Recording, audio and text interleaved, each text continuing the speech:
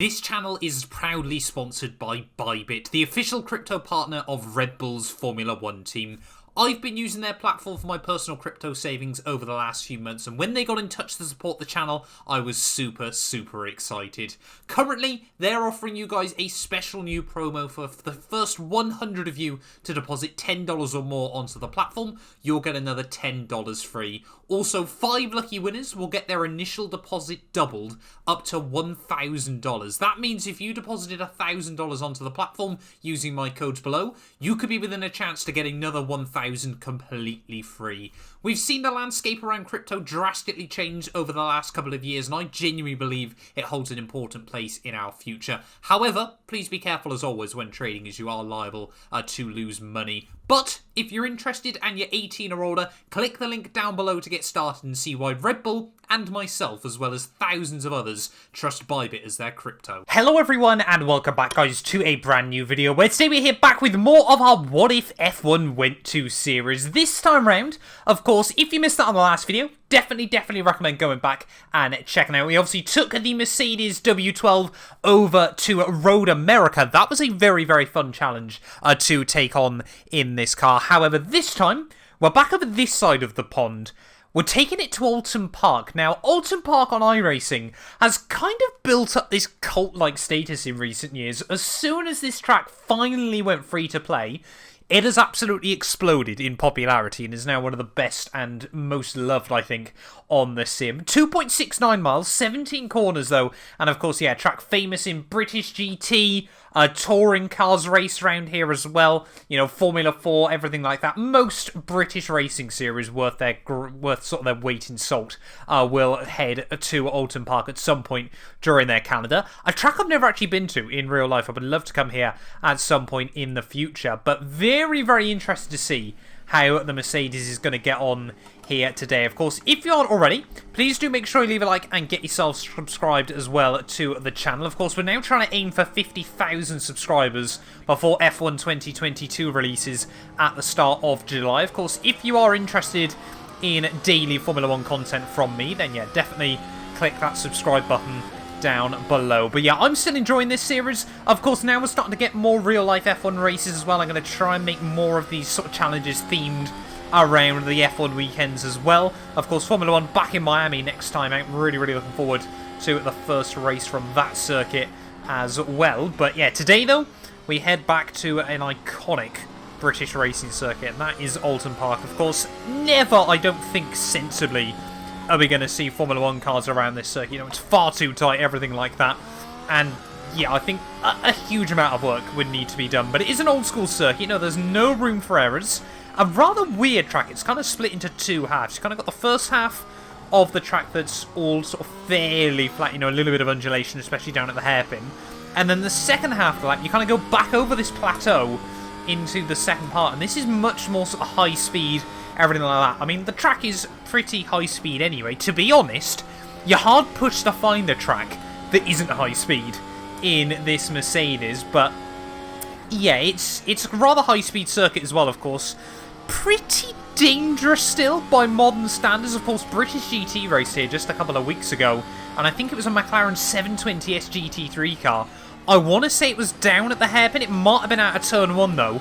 Completely ripped through the arm curve. We saw a similar thing last year at Brands Hatch again, actually, in British GT with a McLaren 720S GT3 car. You know, they're beautiful cars, and I keep seeing them go through arm curve barriers, or over the top of arm curve barriers, is not particularly reassuring. But of course, we've already taken this car to Brands Hatch. We've already taken it to Donington. Snetterton is another one that I'm definitely going to take it to at some point in the near future as well. But I thought Oulton Park again was another track that I really wanted to bring it to on the sim. In terms of lap times, not really too sure what to expect from this car around this track. So we'll have to wait and see as to what we can do. Of course, I'm going to try and go for a proper push mode lap in just a moment. But yeah, it's certainly high stakes though around the circuit. Like I said, not a lot of room for error, but yeah, very loved on the iRacing platform nonetheless. 2.69 miles, so within sort of shorter but sensible length for a Formula 1 circuit. As we head down in towards the final corners, let's just make sure I've got the battery in the right place. I think I've accidentally put us with next to no fuel in the car anyway, so we don't need to worry about trying to go out on a full tank. But yeah, let's get it out of the final corner then. Or not. Might have got a little bit brave on the throttle there. You can tell I'm far too used to F1 2021. I'm going to be a bit cheeky here and completely break every sort of sensible racing rule in the world and decide to go backwards up the circuit. But yeah, let's flick this thing back around then. Can I do it with just a little bit of use of the grass? Yes, I can. I genuinely thought we were going to end up in an Armco. Right, let's actually try and go for a proper lap then here in the Mercedes. Gotta be really, really careful though at this final corner there. You can see when the track falls away from you through that final corner, you just lose all grip at the rear end. But let's try and go for our first proper lap then. 5th gear through turn 1. Oh, actually picked up a 1X on the exit there. We could have probably got away with 6th gear as we haven't really got any fuel in the tank there. Again, 5th gear through down at the bottom of the hill there through turn what I'm dubbing as turn 2. This corner should be completely flat though. 8th gear through there. That was really just hoping the car would stick to the surface, or is again back end really struggling. Try and put the power down there. You know, you just got so much power, so much torque there. Try and get as close to the tyre barriers as you can there, as we get a big snap of oversteer on the exit as we just get the thing over the curbing. Brake at the 100-metre board down in towards the next chicane there. Those chicanes are always scary, irrespective of what car you're in, just because those tyre walls always seem to be a whole lot closer to you than you'd ever want to believe there. But up in towards the back half of the lap, actually down in towards the final few corners of this lap. Probably want to avoid that curb as best as possible here, but rounding down, braking just after the little marker board there on the outside. 4th gear on the exit. A pretty scrappy lap for a first one. But what is the time going to be? It's a 1:08. So, again, you know, probably, I mean, we'll definitely go for more attacking laps in just a moment, but yeah, probably I reckon a 1:05, a 1:06 might be doable around here. So similar times to sort of what you get at Austria, you know, maybe a couple of seconds away, but pretty similar track length as well there. Like I said, with the exception of the chicanes, there's not really any slow corners around this lap. But yeah, what we'll do is we'll put a little bit more fuel on the car and then obviously get a full recharge on the battery, everything like that, and then we'll go for another one. But just so many cool corners around here as well. It's one of very few tracks, I think, where genuinely I don't dislike any of the turns, you know, even the likes of Spa and things like that. You know, not really the biggest fan of the bus stop chicane, to be honest, but Oulton Park, yeah, I'm trying to think of any other tracks where I don't dislike any corner. I'm genuinely struggling to think of one. Spa's probably one of the closest I get to. The Nordschleifer, I pretty much love all of that as well, but I'm sure there's a couple of little bits and pieces here and there. But Oulton Park is often dubbed as, you know, a bit of a mini Nordschleifer here in the UK, you know, sort of high-speed, twisty, but yeah, no sort of room for error still at the end of the day, and of course there's plenty of elevation changes. But yeah, like I said, what we're going to do... Oh, I've completely run out of fuel, so that seems like a good time to come back in and pit and get more fuel in the car, and then fingers crossed we can go for some quicker laps. Yeah, I think many of the other issues we're trying to race around this circuit, of course, would be just how bumpy it is as well. You know, it's not like a GT3 car or even a little sort of Formula 3, Formula 4 car. Pretty certain the GB3 and GB4, which is like, yeah, F3 and F4, but with the slightly down-tuned spec, of course, with the F3s. I think a lot of people forget, sort of FIA Formula 3 that you see on TV, those cars are actually a little bit quicker than most of the, you know, like the ADAC, the GB3 cars, everything like that. Those things are a little bit faster there, of course, F4 as well. They're very, very good fun round here. That is not the line as we head back in towards the final sector, though. We need to try and get a bit more into the tyres. Yeah, because I think tyre temperature as well is going to be really, really critical when we get on to this second run. Let's try and get the thing back on full deploy then. I always forget. It amazes me how much I drive this car and how I still don't know how many button presses I need to do to get this thing back onto full deploy. But yeah, really trying to roll the car out of the final corner there. Just got a little bit out of shape. But let's try and go for a bit more of an attacking lap then, as we head back down towards turn 1. Like I said, leaving in 6th gear that time around, and immediately finding a little bit more time there as we head down the hill. Oh no! Oh, that was optimistic. So we're going to go for some rallycross, try and get it back over to the racing line there. That lap went badly before it could really start, to be honest. Luckily, around here, you can take shortcuts. I'm not going to, but I'm just saying it's there. Right, let's try this again then. as we head round in towards the final corners. You know, British racetracks are something else, you know, they're just so difficult. I think, obviously, we really struggled at Brands Hatch. That was, I think, still, yeah, the most difficult challenge I've tried to do in this thing up to now. But, yeah, let's try and go then for another sort of proper lap then. Might have been a bit too brave down at the bottom of the hill, but at least we know turn 1 in 6th gear is definitely doable there. Picked up a 1X again, so not perfect, but come on, just when you get it gripped up, this thing just absolutely feels like it's pulling your face off through the corners. And again, the fact this thing is completely pinned at, what, 190, I want to say, through there, near enough, is kind of mad. Even just the speed you can take through a hairpin, where generally Formula 1 cars aren't that much more amazing than a lot of other things because of the downforce. But yeah, you just get so late on the brakes, everything like that as well. It just picks up speed absolutely everywhere. And again, just even when you hit the brakes, it feels like you're slamming into a brick wall or a tree. Oh, back end really tried to scrub away there from me, but just about kept onto it as we head up in towards the final few corners.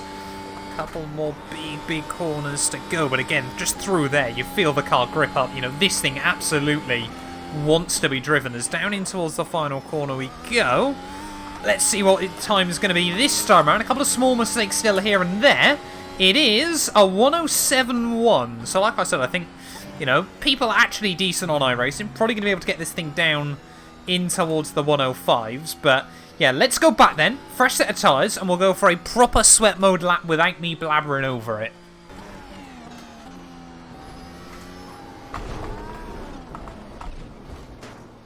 Oh no! I cannot believe I've done that in this thing. Sorry, Toto, I've just trashed one of your best race cars ever because oh, that was not great. I mean, I want to watch that again on the offboard, but oh, dearie me, I knew it was going to happen at some point, but I didn't think we'd do it on just sort of a normal lap there. Let's have a look from, where should we go? Let's go chase camera. You can just see tipping it. Oh, what did I want? That one, wasn't it? You just see tipped it in there, got the inside wheel just over the curb, and genuinely I didn't think I was going to get that close to it, but yeah, ripped both wheels off that side. We kind of then just skate out towards the outside of the corner. This is another reason why I love iRacing. You know, the replay system is fantastic there. But was that all 4 wheels ripped off? Yes! We managed to take all 4 wheels off. That was one of my weirdly more impressive crashes on iRacing, but we go again. I think that also goes to show just how delicate a Formula 1 car is as well. I mean, we did wallop a tyre wall, and of course, iRacing's tyre walls, you know, those ones in real life if you hit them, they'd probably, especially in a Formula 1 car, they probably would never be seen again, nor would the Formula 1 car, but still, besides the point. Anyway, let's try and go for a proper lap then. Here from Oulton Park. Going to try and avoid getting a 1X on the exit of T1 as well, just so we can try and get a representative, hopefully in the 106s. No, apparently not. We're going to get a 1X there, but we'll keep going.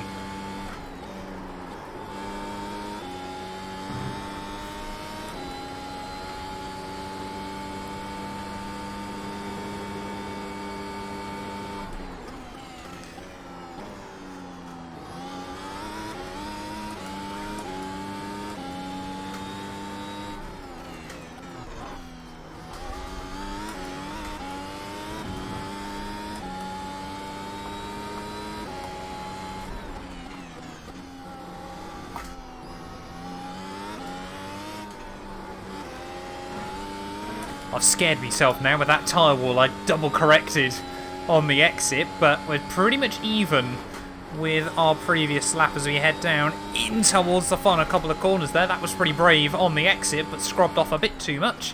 Down in towards the final corner. Get on the power nice and early. No, we've actually lost time there because we almost clatter the Armco on the exit of the final corner. That was only a 107.2. I want to try and get a 6. I know there's going to be a 6 in it. We just got to try and keep it clean and tidy through turn 1. Right, come on then. 106 this time round, Matt. We're really trying to push the limits here of Oulton Park, but fingers crossed, if we just keep it clean and tidy. Like I said, turn 1 is got to be the main one where I try to avoid picking up a 1X, but don't want to be too conservative through there either. Out of the final corner, let's try and really smash out a lap here from Oulton Park and show what this circuit and this car is all about. There we go. No 1X that time. Now this is the lap.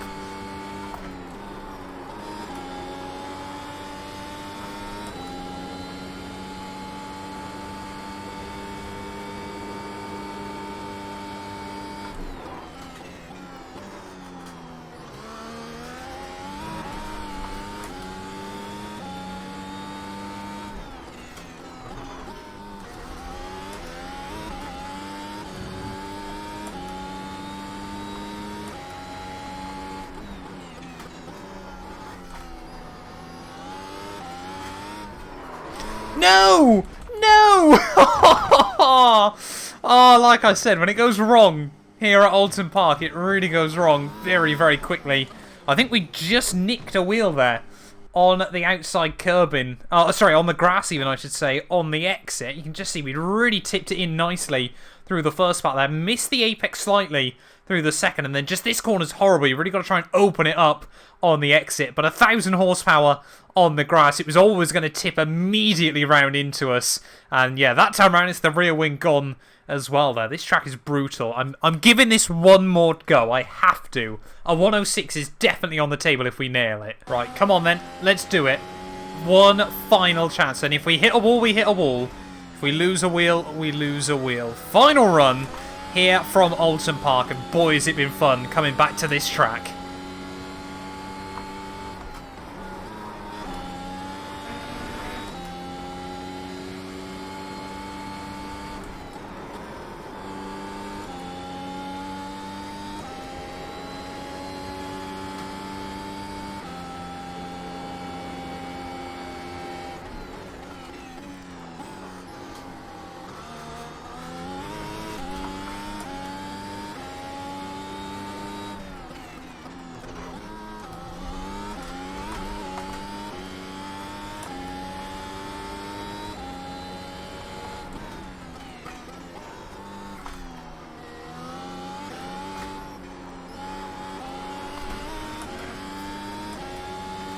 Big snap of oversteer there, but we found a little bit of time, but I think over the course of the lap, we've just lost a bit too much, I'm afraid, and I think there, as we just getting it a little bit wide, we're trying to hunt back the time, but I think it is all but over there as we head out of the final corner. No. No, no, no, no, no. Keep it out the arm code. Oh, just about. I'd like to say, well saved there from myself, but, oh, Oulton Park is another tough test here on iRacing. Am I going to make it all the way back to the box? I'm just basing this on the mirror, on the rear view mirror there, but yeah, like I said, a 107.1 then. We accidentally seem to have done a pretty good lap first time round. I was, yeah, quite surprised, honestly, because I thought there was a little bit more time on the board, but yeah, you know, you make those mistakes when you just nick a tire, things like that, and immediately the confidence completely falls away from you as well there. But yeah, Oulton Park, I think, in a Formula 1 car would certainly be a very, very interesting weekend. Like I said, I don't think there's going to be any chance we're ever going to see these cars around here. You know, it's not quite capable for Formula 1 still, but good fun nonetheless. Like I said, though, if you have enjoyed it, please do make sure you leave a like and get yourself subscribed. You know, if you want to see more iRacing content from me, links down below to my second channel. I'm going to try and get back in to uploading some more videos over there on iRacing and Gran Turismo 7. But that'll do us, though, for this one. We'll be back tomorrow with the Williams Road to Glory. I think we're heading to Brazil in that one, so that's going to be very, very good fun as well. But yeah, thank you all so much for watching, and we'll be back very, very soon with more Formula 1 content.